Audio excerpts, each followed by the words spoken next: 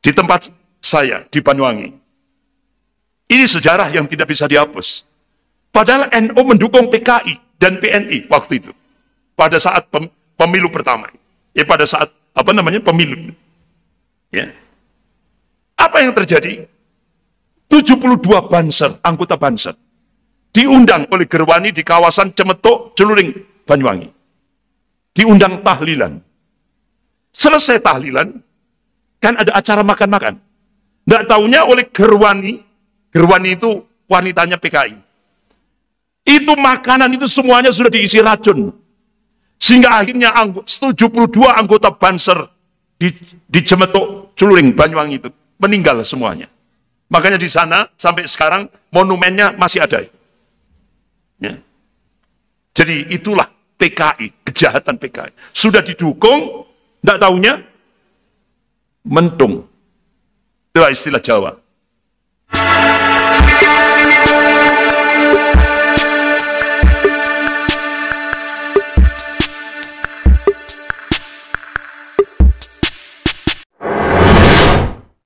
Assalamualaikum warahmatullahi wabarakatuh.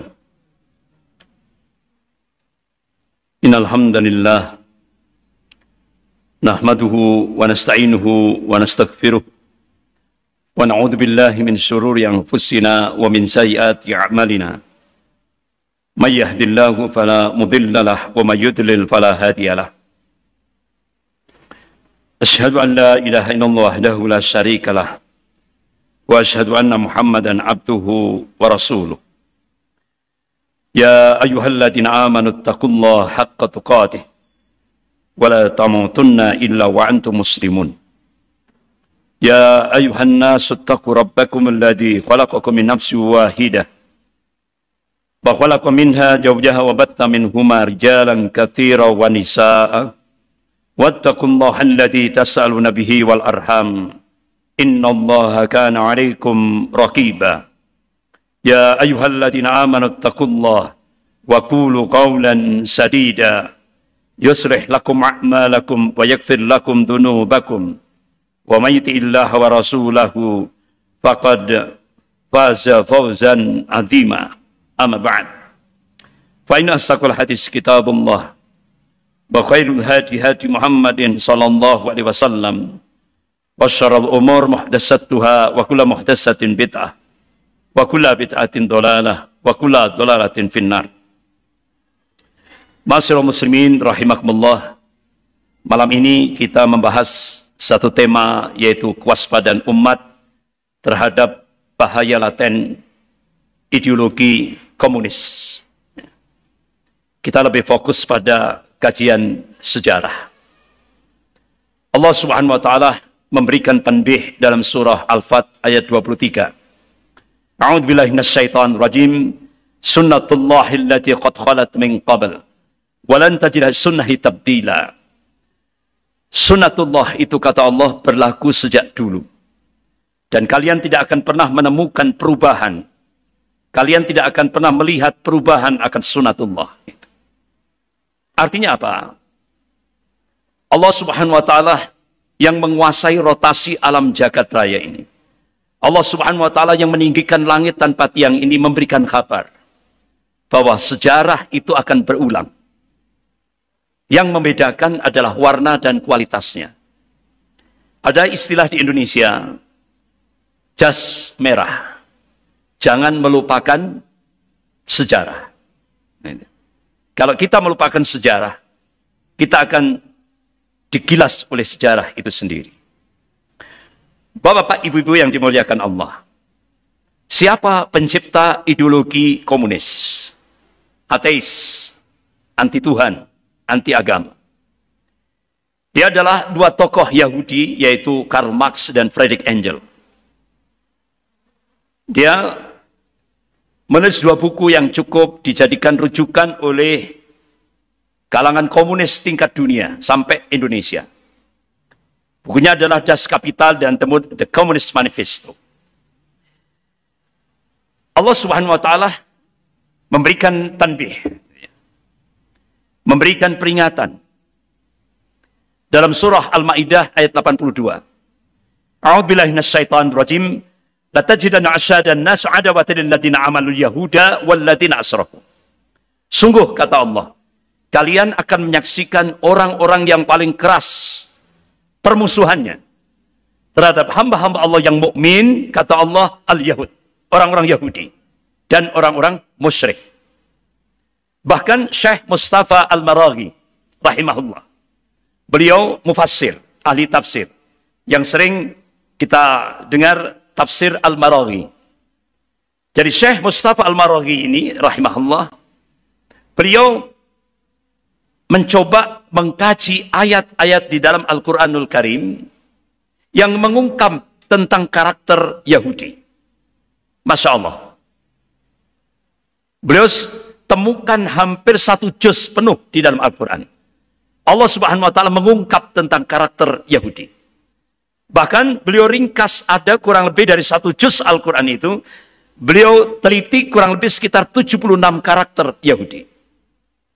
Kalau disimpulkan, karakter Yahudi itu senantiasa melakukan fasad, kerusakan di muka bumi itu. Itulah karakter Yahudi. Oleh karena itu, kita lihat 2 tokoh Yahudi ini, yaitu Karl Marx dan Friedrich Engels. Dia benar-benar telah menciptakan kerusakan di muka bumi. Hampir kurang lebih 74 tahun. Mulai tahun 1917 sampai 1991. Siapa yang mengaplikasikan ideologi komunis? Yang pertama, Lenin di Uni Soviet. Jadi ideologi komunis itu haus darah. Berapa juta rakyat di Uni Soviet dibunuh oleh Lenin? Kurang lebih sekitar 30 juta orang. Dilanjutkan Stalin. Puluhan juta yang dibunuh. Jadi memang ideologi komunis ini haus darah. Kemudian yang pojok, Mao Zedong, yang sering disebut dengan Bapak Komunis Cina. Berapa rakyatnya yang dibunuh? Hampir kurang lebih sekitar 50 juta rakyat Cina dibunuh dengan cara-cara yang biadab oleh tokoh ideologi komunis, yaitu Mao Zedong. Kemudian bergeser sebelahnya, Pol Pot di Kamboja. Berapa rakyatnya yang dibunuh? Hampir kurang lebih sekitar 2,5 juta rakyat Kamboja dibunuh oleh pemimpin ideolog komunis, yaitu Pol Pot. Ternyata di Indonesia juga muncul Musso. Dialah yang mendeklarasikan Republik Soviet Indonesia di Madiun. Ribuan santri dan ulama dibunuh dengan cara-cara yang biadab. Bahkan hampir 156 anggota TNI juga gugur akibat pemberontakan yang dilakukan oleh Musso di Madiun, yang bergerak sampai ke beberapa wilayah di sekitar Madiun, di Magetan, Ngawi, Wonogiri, dan sebagainya. Kemudian puncaknya yaitu DNID bersama sekjennya Nyoto. Ribuan lagi kaum muslimin dan ulamanya dibunuh. Bahkan puncaknya malam 1 Oktober. Ini peristiwa G30 SPKI. Puncaknya malam 1 Oktober, 6 jenderal Angkatan Darat dan 1 perwira menjadi korban kebiadaban ideologi komunis yang digerakkan oleh DNID dan sekjennya Nyoto. Bapak, Ibu yang dimuliakan Allah, Leninisme ini telah menciptakan 28 neraka dunia bagi 28 negara dan bangsa ini. Mulai tahun 1917 sampai 1991, hampir 74 tahun seluruh dunia ini didominasi oleh imoralitas dan keganasan yang sangat biadab. Bahkan sampai tidak masuk akal. Ini yang terjadi di seluruh dunia. Ini yang terjadi di seluruh dunia. Jadi dunia ini pernah jadi merah selama 74 tahun. Selama 74 tahun. Bahkan Lenin memberikan statement, tidak jadi soal bila 3/4 penduduk dunia ini mati. Asal yang tinggal itu 1/4 itu adalah komunis. Jadi untuk melaksanakan ideologi komunisme ini, Lenin tidak gentar berjalan di atas mayat 30 juta orang. Itulah statement Lenin, tokoh ideologi komunis di Uni Soviet. Mao Zedong, bapak komunis Cina, hampir 50 juta rakyatnya dijadikan korban untuk mengaplikasikan ideologi komunis. Bahkan bapak-bapak, ibu yang dimuliakan Allah, kalau kita bandingkan korban perang di alam jagat raya ini dengan korban dampak daripada ideologi komunis, dan mulai dari Perang Dunia Pertama, Perang Dunia Kedua, Perang Korea, Perang Vietnam, Afghanistan, Perang Irak, Palestina, Lebanon, itu kalau digabung jadi satu, korbannya masih lebih besar korban kebiadaban ideologi komunis. Berapa? Hampir 120 juta orang dibunuh sepanjang 74 tahun, mulai tahun 1917 sampai 1991.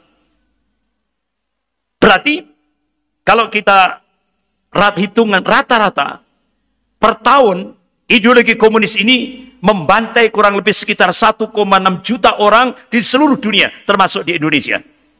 Perharinya, ideologi komunis membantai manusia seluruh dunia, termasuk di Indonesia, itu 4.500 per hari. Inilah sadisnya ideologi komunis.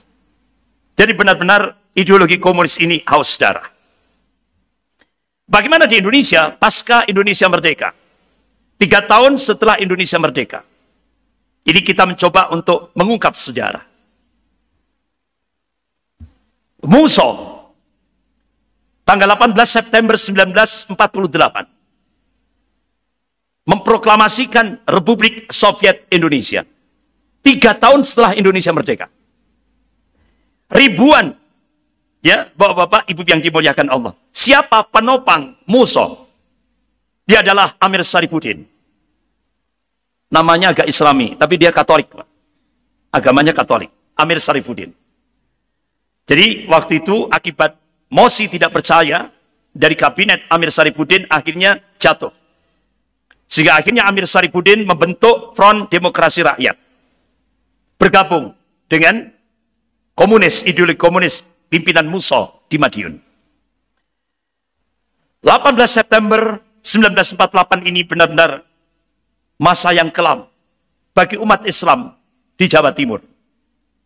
Ribuan kaum muslim, santri-santri, kaum muslimin dan ulamanya dibantai dengan cara-cara biadab. Dimasukkan di kuburan-kuburan massal. Inilah dampak pemberontakan komunis yang dipimpin oleh Musso dan Amir Sarifuddin. Bapak-bapak, ibu-ibu yang dimuliakan Allah. Bahkan Gubernur Jawa Timur, Bapak Suryo, waktu itu beliau merangkap menjabat sebagai Ketua Dewan Pertimbangan Agung Republik Indonesia. Bagaimana kondisi beliau? Leher beliau ditali. Kemudian ditali di belakang mobil. Diseret dengan kecepatan tinggi radius 10 kilo. Sehingga beliau meninggal. Setelah itu disembelih. Ini yang dialami oleh Gubernur Jawa Timur pada bulan September 1948. Dari pemberontakan komunis yang dipimpin oleh Musso dan Amir Sarifuddin. Sehingga ini adalah sebuah tugu tempat dibantainya Gubernur Jawa Timur. Bahkan ini dibuat sebuah monumen bagaimana riwayat peristiwa pembunuhan Gubernur Jawa Timur, yaitu Bapak Suryo. Bahkan ini adalah jenazahnya. Baru dievakuasi setelah ditemukan di sebuah sungai di Ngawi, Jawa Timur. Jadi dibantai di Madiun, jenazahnya dibuang di sebuah sungai di Ngawi, Jawa Timur. Ini yang menimpa Gubernur Jawa Timur, yaitu Bapak Suryo. Sekaligus beliau waktu itu merangkap menjabat sebagai Ketua Dewan Pertimbangan Agung Republik Indonesia. Begitu juga korban kebiadaban komunis di Madiun, terutama di desa Kresek, Madiun. Hampir 17 korban. Mereka dibantai dengan cara-cara yang keji, cara-cara yang biadab. Inilah dibuat monumen di desa Kresek, Madiun. Begitu juga di kawasan Rejosari, Magetan. Benar-benar banjir darah. Banyak kalangan santri, kaum muslimin, dan ulamanya dibunuh dengan cara-cara biadab. Bahkan dimasukkan di sumur-sumur tua. Kemudian dikubur hidup-hidup. Jadi kepalanya dulu yang dimasukkan. Kemudian dikubur hidup-hidup. Ini sebuah ilustrasi bagaimana kejahatan ideologi komunis yang dipimpin oleh Musa dan Amir Sarifuddin menimpa kaum muslimin, para santri dan ulamanya, terutama di kawasan Rejosari, Magetan. Bahkan saksi mata yang sampai sekarang masih hidup, yaitu Bapak Kiai Zakaria, melihat sendiri. Ini saksi mata. Bagaimana kaum muslimin, ratusan kaum muslimin dibantai di sebuah pabrik gula di Rejosari, Goranggareng, Madiun. Ya. Itu darahnya di pabrik gula itu dia melihat setinggi kaki, mata kakinya. Setinggi mata kaki. Itu darah berceceran di pabrik gula Rejosari, Goranggareng, Madiun. Jadi kaum muslimin sebelum dibantai, itu ditali, kemudian diarak keliling, baru kemudian diseksa, dibantai, kemudian dibunuh. Di pabrik gula Rejosari, Goranggareng, Madiun. Bapak-bapak, ibu-ibu yang dimuliakan Allah. Jadi saat itu PKI yang dipimpin oleh Musa ketika melakukan pemberontakan dan Amir Sarifuddin menyebarkan pamflet, ulama itu tikus yang harus dibasmi. Ini pamflet yang disebarkan di masyarakat waktu itu. Setelah itu Musa menggelendang atau menyeret para ulama kita, santri-santri kaum muslimin, terutama sekali terhadap ulama-ulama pesantren di Takran, Magetan. Beberapa hari yang lalu saya diundang di Magetan. Ada sebuah pondok pesantren yang itu dirintis oleh Bapak Kiai Haji Imam Mursyid Muttaqin, yaitu tokoh pendiri pesantren Sabilil Muttaqin yang sering disebut dengan PSM. Jadi di sana pimpinan pondok pesantren yaitu Kiai Haji Imam Mursyid Muttaqin disembelih oleh PKI. Madiun waktu itu PKI yang dipimpin oleh Musa dan Amir Sarifuddin. Sampai sekarang jenazahnya belum diketemukan. Dan hampir 14 tokoh-tokoh di Takran, Magetan dibantai dengan cara-cara biadab. Kemudian di Takran, Magetan ada 108 korban kebiadaban PKI. Monumen ini nomor 1 sampai 67 jenazahnya masih terdeteksi. Siapa orang ini? Namanya masih diingat oleh masyarakat. Tapi jenazah nomor 68 sampai 108 itu sudah tidak dikenali. Karena apa? Wajahnya dirusak oleh orang-orang PKI. Tidak hanya disiksa, tidak hanya dibantai, dirusak. Sehingga tidak dikenal lagi siapa jenazah ini. Inilah yang terjadi di Takran, Magetan. Bapak-bapak, ibu-ibu yang dimuliakan Allah. Bahkan kekejaman PKI di Magetan, banyak ulama-ulama kita dikubur hidup-hidup. Ini sebuah ilustrasi. Contoh Kiai Haji Sulaiman. Ini yang menimpa beliau, dikubur hidup-hidup, terutama di Magetan. Akhirnya gerombolan PKI Musa dan Amir Sarifuddin ini bergerak menuju pondok pesantren Gontor. Waktu itu dipimpin oleh dua kiai yang sangat karismatik, yaitu Kiai Haji Ahmad Sahal, Allahumma yarham, dan Kiai Haji Imam Zarkasi, Allahumma yarham. Qadarullah. Dua ulama ini mengambil satu kebijakan. Jangan mati konyol. Akhirnya, saat gerombolan PKI Madiun yang dipimpin oleh Musa ini bergerak menuju pondok pesantren Gontor, dua kiai ini, dua ulama ini langsung mengajak ratusan santrinya untuk mengungsi. Sehingga akhirnya ketika gerombolan PKI, tentara merah PKI ini masuk ke lingkungan pondok pesantren Gontor, kosong. Sehingga akhirnya diobrak-abrik, dirusak, bahkan dibakar. Tapi alhamdulillah, saat itu Allah menurunkan ta'yidullah, pertolongannya. Pasukan Siliwangi dan Hizbullah datang. Sehingga akhirnya pondok pesantren Gontor itu tidak hancur. Alhamdulillah masih bisa diselamatkan. Ini. Bapak-bapak, ibu-ibu yang dimuliakan Allah. Begitu juga bagaimana kekejaman PKI di Ngawi. Bagaimana ulama dibakar hidup-hidup. Setelah diseksa, dibantai, kemudian dibakar hidup-hidup. Seperti saudara-saudara kita yang ada di Myanmar. Bagaimana kaum muslimin di Myanmar diburu di jalan-jalan, kemudian dibakar hidup-hidup di jalan-jalan oleh biksu-biksu Buddha. Dan ternyata ulama-ulama kita juga mengalami nasib yang sama. Terutama saat PKI Madiun bergerak menuju Ngawi. Bapak-bapak, ibu-ibu yang dimuliakan Allah. Bahkan pembantaian PKI terhadap ulama itu terjadi di Wonogiri, Jawa Tengah. Yang dialami oleh Kiai Hamid Dimyati Allahumma yarham. Bersama 13 santrinya. Diseksa dengan cara-cara biadab. Kemudian dibunuh dengan sangat keji sekali. Ini sebuah monumen pembantaian PKI terhadap ulama di Wonogiri, Jawa Tengah. Kemudian di Kabupaten Wonogiri, tempatnya di Desa Tirtomoyo. Ada kurang lebih 20 korban yang terdeteksi siapa jenazah ini. Namanya lengkap. Kemudian ada 9 orang jenazah itu dari tentara Siliwangi yang meninggal pada saat menghadapi pemberontakan komunis di komunis Madiun waktu yang digerakkan oleh Musso. Kemudian ada 28 orang yang tidak dikenal jenazahnya karena dirusak fisiknya oleh orang-orang PKI pada saat pemberontakan di Madiun September 1948. Bapak-bapak, ibu-ibu yang dimuliakan Allah, itulah episode pertama pemberontakan PKI di Madiun. Bagaimana sejarah petualangan PKI, politik PKI setelah pasca 1948.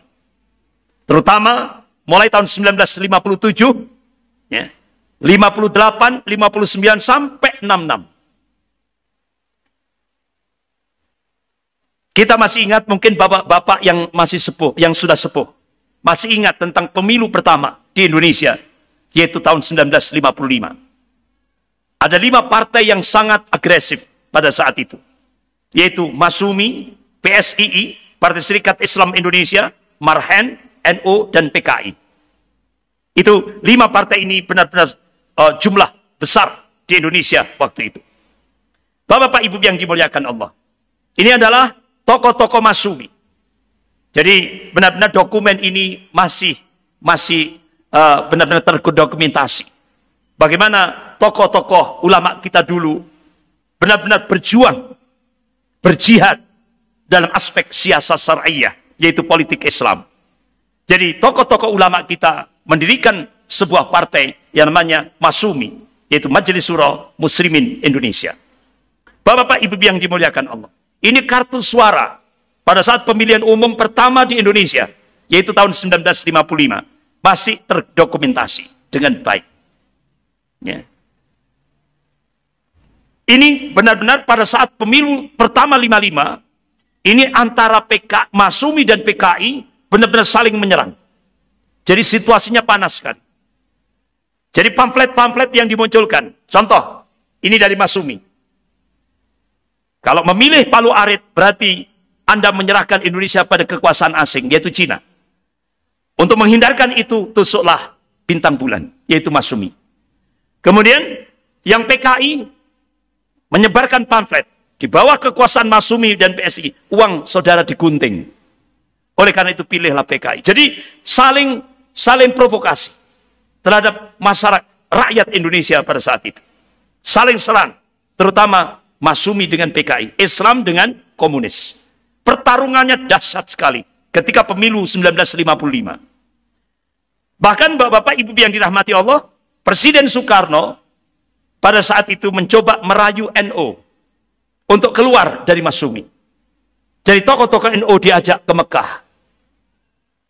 Diajak untuk supaya dirayu oleh Presiden Soekarno, karena Presiden Soekarno adalah pimpinan PNI, Partai Nasionalis Indonesia. Akhirnya NU menerima dan akhirnya NU keluar dari Masumi. Sehingga akhirnya Presiden Soekarno ketika memunculkan ideologi baru, yaitu Nasakom, nasionalis agama komunis. Sehingga jargon Presiden Soekarno waktu itu, Nasakom bersatu, hancurkan kepala batu. Siapa kepala batu? Masyumi. Sehingga pada saat itu, PKI, NO, PNI bersatu melawan Masyumi. Dan melawan partai-partai yang lain. Tapi apa yang terjadi? Ini sebuah karikatur. Ujung-ujungnya ternyata NO dan PNI ketika komunis berkuasa, NO dan PNI ditendang semuanya. Ini sejarah. Pada saat era Nasakom jilid 1. Sekarang muncul lagi Nasakom jilid 2. Nasakom jilid 2. Nasionalisnya kalau dulu PNI, sekarang PDIP. Agamanya kalau dulu NU, sekarang Islam Nusantara. Komunisnya dulu PKI, sekarang PKI Perjuangan. Jadi Nasakom jilid 2. Muncul lagi. Sejarah berulang. Yang membedakan adalah warna dan kualitasnya. Jadi sejarah itu akan berulang. Dan itu sunatullah. Allah sudah mengabarkan. Sejarah berulang. Yang membedakan adalah warna dan kualitasnya. Contoh. Di tempat saya, di Banyuwangi. Ini sejarah yang tidak bisa dihapus. Padahal NU mendukung PKI dan PNI waktu itu. Pada saat pemilu pertama. Pada saat, pemilu. Ya. Apa yang terjadi? 72 Banser, anggota Banser, diundang oleh Gerwani di kawasan Cemetok, Celuring, Banyuwangi. Diundang tahlilan. Selesai tahlilan, kan ada acara makan-makan. Nggak taunya oleh Gerwani itu wanitanya PKI. Itu makanan itu semuanya sudah diisi racun. Sehingga akhirnya 72 anggota Banser di Cemetok, Celuring, Banyuwangi itu meninggal semuanya. Makanya di sana sampai sekarang monumennya masih ada. Ya. Jadi itulah PKI, kejahatan PKI. Sudah didukung, tidak taunya mentung. Itulah istilah Jawa. Sudah didukung mentung, itulah istilah Jawa. Jadi Bapak Ibu yang dimuliakan Allah. Inilah pada saat pemilu 1955, pemilu pertama. Jadi seperti sekarang ini kan muncul gitu ya, di jalan-jalan itu. Bendera-bendera itu sudah muncul. Dulu waktu di 55 seperti ini. Di jalan-jalan, bendera-bendera partai. Inilah peristiwa yang terjadi 1955. Akhirnya hasil pemilu 1955, pemilu pertama Republik Indonesia, untuk anggota DPR dan untuk anggota konstituante, ini ada 4 besar. 4 besar. PNI, Masyumi, kemudian PKI dan NU. Ada 4 besar. Partai yang memenangkan pemilu 55 itu. 4. Jadi PNI, Masyumi, PKI dan NU. Ini. Bapak-bapak, ibu-ibu yang dimuliakan Allah. Bagaimana petualangan politik pasca Dekret 5 Juli 59, yaitu di era demokrasi terpimpin.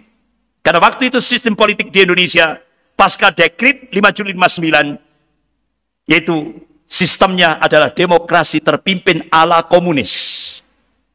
Ala komunis. Sehingga akhirnya DNID, tokoh PKI waktu itu, bersama sekjennya Nyoto, menerima, mengakui Pancasila versi pribadi Soekarno, tanggal 1 Juni 1945. Itu yang diakui oleh PKI, Komisi Sentral PKI. Yaitu Pancasila 1 Juni 1945. Bukan Pancasila 18 Agustus 1945. Kalau Pancasila sesuai dengan konstitusi negara, itu adalah 18 Agustus 1945. Tapi kalau Pancasila 1 Juni itu Pancasila pribadi, versi pribadi Soekarno. Isinya apa? Sila pertama, nasionalisme atau kebangsaan Indonesia. Kalau Pancasila 18 Agustus, sila pertama, ketuhanan yang Maha Esa. Pancasila 1 Juni, sila kedua, internasionalisme atau perikemanusiaan. Kalau Pancasila 18 Agustus 1945, yaitu kemanusiaan yang adil dan beradab. Sila ketiga, Pancasila 1 Juni, versi pribadi Soekarno, yaitu mufakat atau demokrasi. Kalau Pancasila 18 Agustus 1945, persatuan Indonesia. Sila keempat, Pancasila versi pribadi Soekarno 1 Juni, yaitu kesejahteraan sosial. Kalau Pancasila 18 Agustus 45 yang sah menurut konstitusi negara, kerakyatan yang dipimpin oleh hikmat kebijaksanaan dalam permusyawaratan perwakilan. Sila kelima Pancasila versi pribadi Soekarno, yaitu 1 Juni 45, ketuhanan yang berkebudayaan. Kalau sila kelima Pancasila konstitusi negara 18 Agustus 1945, keadilan sosial bagi seluruh rakyat Indonesia. Ini perbedaan tajam. Tapi sejarah berulang.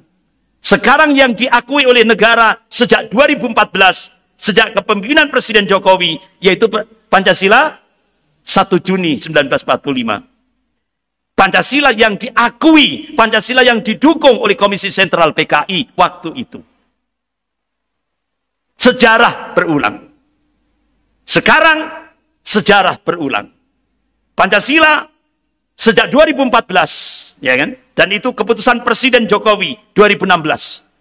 Yang dijadikan rujukan berbangsa dan bernegara adalah Pancasila versi pribadi yang disebut dengan hari lahir Pancasila. Akhirnya tiap tanggal 1 Juni itu dijadikan hari libur memperingati kelahiran Pancasila. Padahal kelahiran Pancasila yang sah menurut konstitusi negara itu Pancasila 18 Agustus 1945. Akhirnya ketika Komisi Sentral PKI mengakui Pancasila versi pribadi Soekarno 1 Juni 45, akhirnya terjadi gayung bersambut. Muncullah duet pemimpin nasional, pemimpin besar revolusi, yaitu Bung Karno, bersama Ketua Komisi Sentral PKI, yaitu DN Aidit. Inilah dua duet kepemimpinan nasional. Pertanyaannya, kemana Bung Hatta? Bung Hatta, walaupun beliau sebagai wakil presiden, akhirnya beliau mufarokoh, berlepas diri dari ideologi komunis di akhir pemerintahan Soekarno. Bung Hatta mufarokoh. Ini sejarah yang tidak bisa dihapus. Akhirnya sejarah berulang. Pancasila yang sah, ya kan?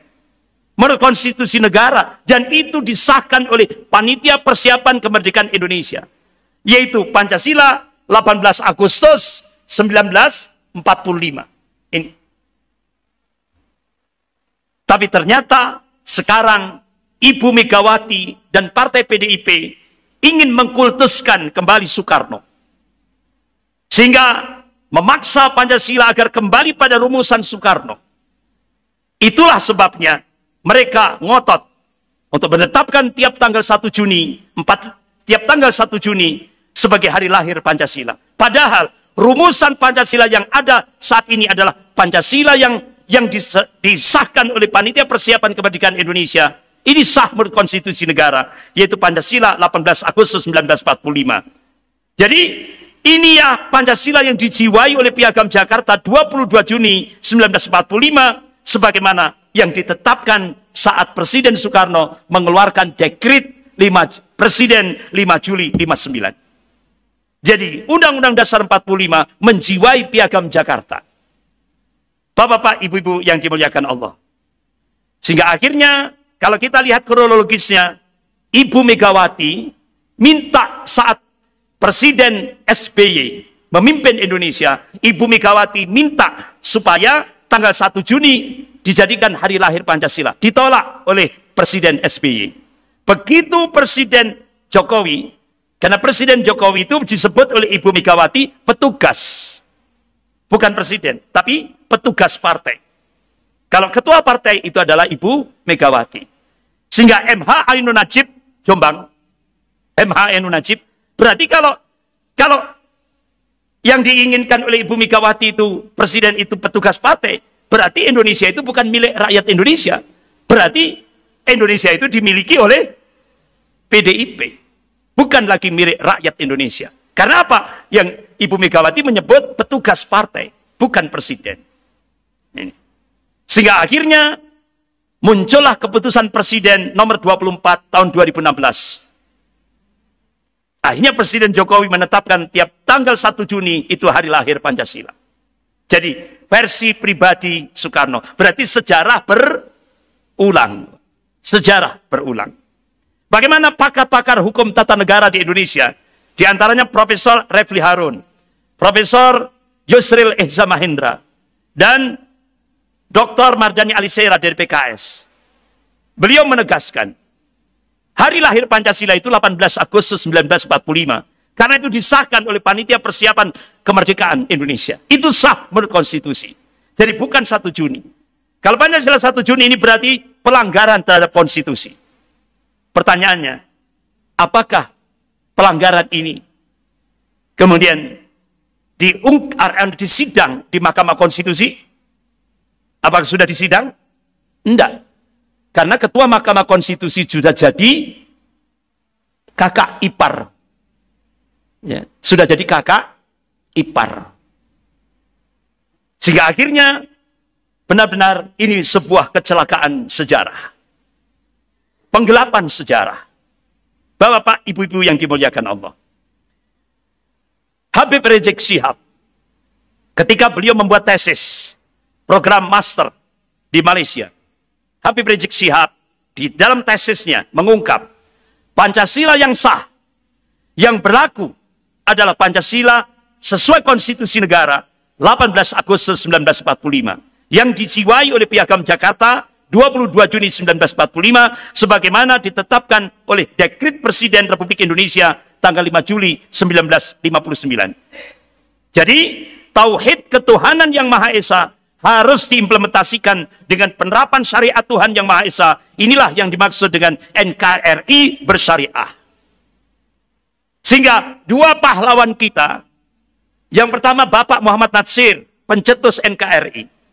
Kemudian Buya Hamka, Allahumma yarham, memberikan wasiat kepada umat Islam seluruh Indonesia. Jangan takut tatbikus syariah, menegakkan syariat Islam. Apa landasannya? Dekret Presiden 5 Juli 59. Itu landasan umat Islam di Indonesia boleh menegakkan syariat Islam. Karena itu hak, bahkan dilindungi oleh Undang-Undang Dasar 1945 pasal 29. Gitu. Bapak-bapak, ibu-ibu yang dimuliakan Allah.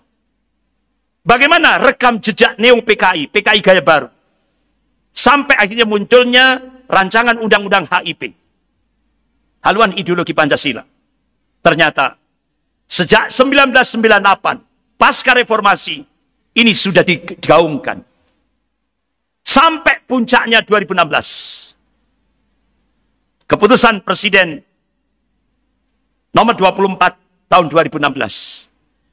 Sehingga akhirnya begitu keputusan Presiden nomor 24 tahun 2016 tentang hari lahir Pancasila, penetapan tanggal 1 Juni sebagai hari lahir Pancasila, muncul lagi peraturan Presiden nomor 7 tahun 2018 tentang Badan Pembinaan Ideologi Pancasila, berfungsi antara lain menyusun garis-garis besar haluan ideologi Pancasila dan roadmap peta jalan pembinaan ideologi Pancasila. Muncul lagi Undang-Undang nomor 11 tahun 2019 tentang Sistem Nasional IPTEK, Ilmu Pengetahuan dan Teknologi, berperan sebagai landasan dalam perencanaan pembangunan nasional di segala bidang kehidupan yang berpedoman pada haluan ideologi Pancasila. Bukan lagi ketuhanan yang Maha Esa. Yang dijadikan landasan hidup berbangsa dan bernegara adalah ilmu pengetahuan dan teknologi. Bukan lagi ketuhanan yang Maha Esa. Ini menyimpang dari preambul pembukaan Undang-Undang Dasar 1945, di mana negara Republik Indonesia berdasarkan ketuhanan yang Maha Esa. Akhirnya, rancangan Undang-Undang haluan ideologi Pancasila, dengan ini terjadi perubahan yang mendasar. Pancasila tidak lagi dijadikan sebagai sumber hukum dalam kehidupan berbangsa dan bernegara. Tapi sekarang, sejak keputusan Presiden nomor 24 tahun 2016, Presiden sebagai sumber hukum dalam kehidupan berbangsa dan bernegara. Ini kan bahaya. Bapak-bapak, ibu yang dimuliakan Allah. Apa bahayanya munculnya rancangan undang-undang haluan ideologi Pancasila? Yang pertama, rancangan undang-undang HIP itu mengadopsi manifesto PKI sebagai ideologi negara. Makanya, mantan Panglima TNI Bapak Jenderal Purnawirawan Gatot Nurmantio memberikan statement di media. Saya tidak provokasi, tapi kata Jenderal Purnawirawan Gatot Nurmantio, selangkah lagi Indonesia akan dijadikan sebagai negara komunis. Ini dengan rancangan undang-undang HIP. Yang kedua, bahaya yang kedua, dengan munculnya rancangan undang-undang HIP, menurunkan derajat Pancasila dari inti Undang-Undang Dasar 45, dari sumber hukum, sekarang Pancasila hanya sekedar sekelas undang-undang biasa. Sekarang yang dijadikan sumber dari segala sumber hukum itu presiden, bukan Pancasila. Inilah yang terjadi. Kemudian yang ketiga, memeras Pancasila jadi Trisila dan Ekasila. Jadi dengan rancangan undang-undang HIP, dasar negara dirubah dari Pancasila menjadi Trisila Ekasila ala komunis. Ini yang harus dimengerti oleh kaum muslimin, rakyat Indonesia, termasuk semua rakyat Indonesia. Bahaya rancangan undang-undang HIP yang keempat, mengganti ketuhanan yang Maha Esa menjadi ketuhanan yang berkebudayaan. Kalau the founding father, pendiri negara Republik Indonesia, menjadikan ketuhanan yang Maha Esa itu tauhid, tapi sekarang diganti dengan ketuhanan yang berkebudayaan. Berarti dari tauhid diganti syirik. Inilah bahayanya. Dan yang kelima, bahaya yang kelima, rancangan undang-undang HIP yang sekarang sudah jadi prolegnas di DPR RI. Tinggal mengetuk palu saja. Apalagi sekarang parlemen sudah dikuasai kader-kader komunis yang jumlahnya kurang lebih 200 lebih, hampir mayoritas. Jadi mengkerangkeng, ya, artinya benar-benar memenjarakan Pancasila dalam tafsir tunggal. Ini yang terjadi. Ternyata visi dan misi PDIP itu ternyata Trisila Ekasila benar-benar dijadikan visi dan misi PDIP. Berarti dasar negara akan dirubah dari Pancasila menjadi Trisila dan Ekasila. Akhirnya Habib Rizik Syihab menggerakkan umat Islam dari Sabang sampai Merauke. Protes dari Sabang sampai Merauke untuk menyelamatkan negara kesatuan Republik Indonesia ini. Tapi ternyata Bapak-bapak Ibu yang dirahmati Allah, yang kita saksikan sampai sekarang diam-diam sudah masuk prolegnas DPR RI. Tinggal selangkah lagi, tinggal ketuk palu. Inilah yang kita khawatirkan. Bahkan Ibu Megawati memperkenalkan salam Pancasila. Ini salam Pancasila. Padahal tidak ada itu. Itu kalau kita ungkap sejarah, ternyata itu salamnya Mao Zedong. Komunis Cina, salamnya DNID, tokoh Komisi Sentral PKI. Itu bukan salam Pancasila seperti itu. Itu salamnya komunis. Ini benar-benar yang terjadi di Indonesia sekarang. Sehingga upaya gerakan komunis menguasai kembali Indonesia tinggal selangkah lagi. Umat Islam harus bangkit menyelamatkan negara dan bangsa Indonesia ini. Belum selesai rancangan undang-undang haluan ideologi Pancasila dimunculkan lagi. Bahkan disahkan rancangan undang-undang Omnibus Law. Bahkan di media Luhut Binsar Panjaitan dengan tegas menyatakan, saya yang benar-benar yang memunculkan rancangan undang-undang Omnibus Law. Jadi Luhut Binsar Panjaitan pasang badan. Jadi rancangan undang-undang Omnibus Law ini lebih jahat dari penjajah Belanda. Terutama yang berkenaan tentang buruh. Bagaimana yang berkenaan dengan umat Islam? Dr. Hidayat Nur Wahid, Wakil Ketua MPR. Beliau menegaskan, menolak sanksi pidana terhadap pesantren dalam rancangan undang-undang Omnibus Law atau Cipta Kerja. Apa sanksinya? Jadi pesantren-pesantren wajib izin ke pusat, Jakarta.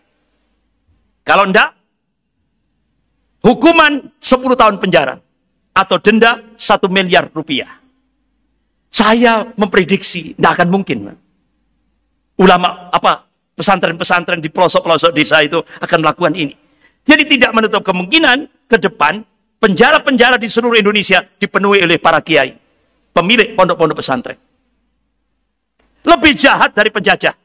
Makanya Presiden Soekarno pernah memberikan statement, kalau dulu kami melawan penjajah Belanda, kalau kamu nanti akan melawan bangsamu sendiri.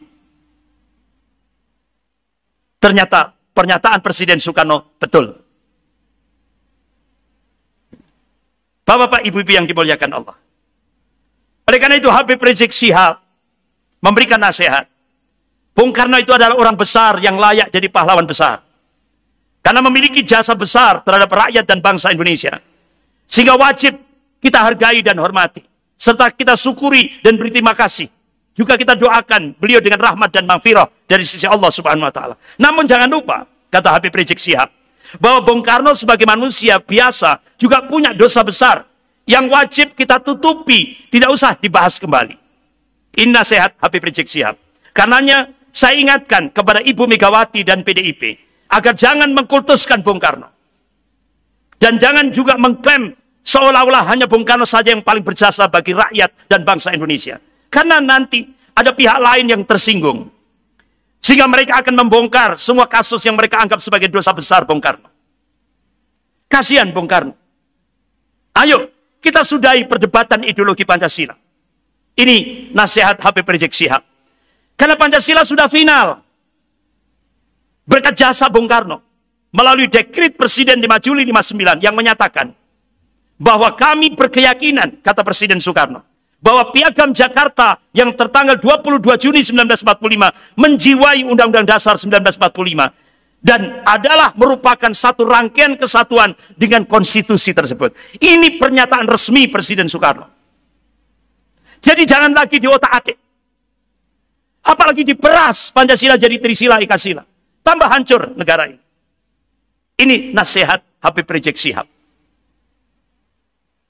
Selamatkan agama dan negara dari paham komunis.